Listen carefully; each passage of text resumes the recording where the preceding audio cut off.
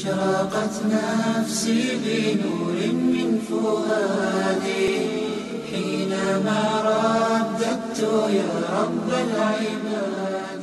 आप सल्लल्लाहु अलैहि वसल्लम का फरमान है कि रमज़ान की हर रात में अल्लाह रब्बुल इज़्ज़त इतने लोगों को जहन्नुम से आज़ादी का परवाना अता फ़रमाते हैं जितनी के कबीला बनु बकर की बकरियों के बाल हैं।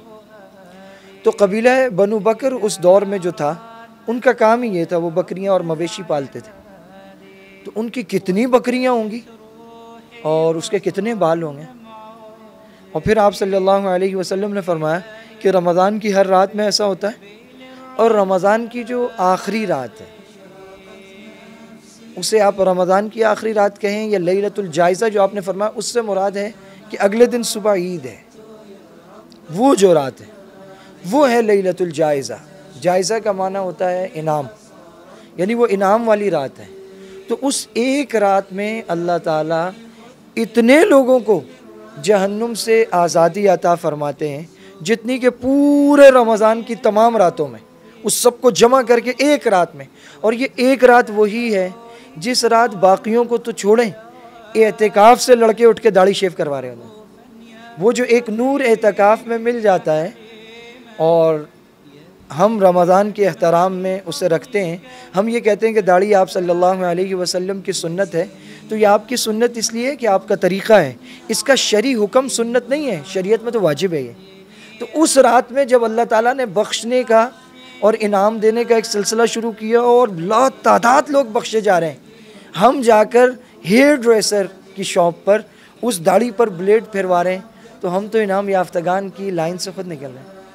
ये वो रात है जो पूरी रात हम ये सोच कर के रमज़ान ख़त्म हो गया, हम बाज़ारों में गुजार देते हैं, हम दोस्तों को लेते हैं और हल्ला गुल्ला करने निकल जाते हैं और रात गए तक हम उस काम में लगे होते हैं।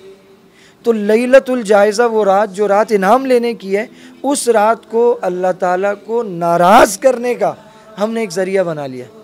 हम जाते हैं और ये सोच कर कि कल ईद है, मेहमान आएंगे, इतना कुछ ख़रीद कर ले आते हैं जिसकी कोई ख़ास ज़रूरत नहीं होती। और उस रात में हम ये सोच कर कि शायद रमज़ान ख़त्म हो गया है, तो ये सोच कर हम गैर मोहतात हो जाते हैं। और इसी तरह ये कि हमारे एक आलिम थे, अल्लाह ताला उन्हें गलीक़ रहमत करे, वो बहुत प्यारी मिसाल देते थे। वो कहते थे, देखें अगर किसी जमात का या ग्रुप का लीडर उसे कैद कर लिया जाए, अरेस्ट कर लिया जाए, तो जो उसके कारकुनान होते हैं वो आकर मुताल्लिका अफसर के ऑफिस के सामने धरना दे देते हैं।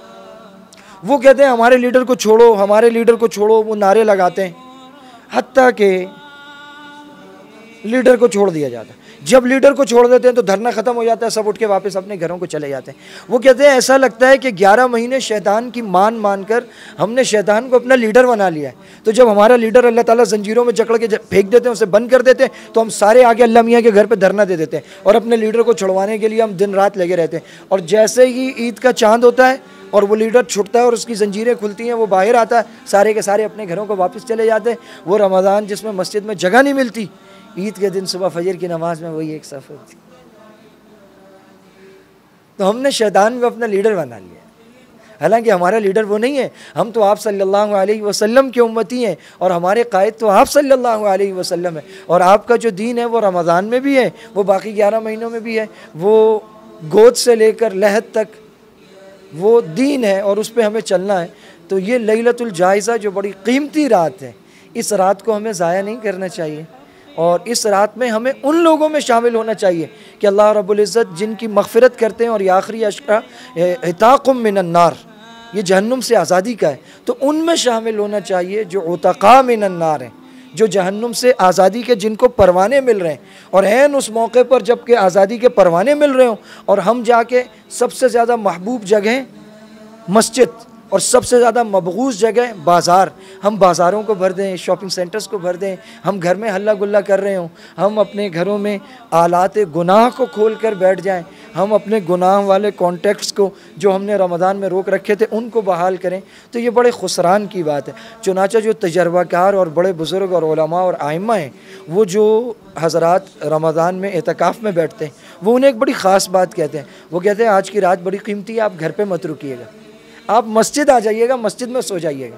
तो लोग बड़े हैरान होते हैं कि 10 दिन तो रहें, अब तो हमारे घर जाने का वक्त है। वो कहते हैं घर चले जाएं, मिल के आ जाएं, रात मस्जिद में रुक जाएं। और ये बड़ी कीमती बात है, ये बड़ी कीमती बात है। وانتشت روحي وصار الدمع يجري